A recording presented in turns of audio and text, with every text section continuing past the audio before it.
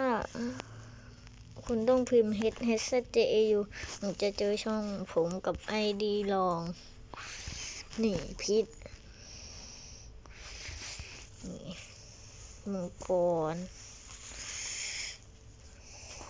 คลิปผมโอ้โซฟิกมูสเนี่ย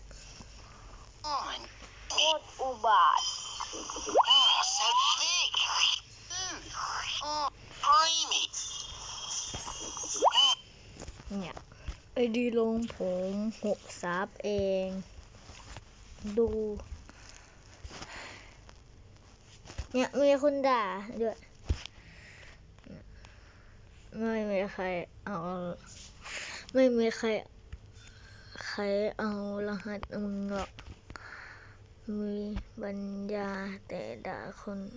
อื่นรหัสตัวเองกะ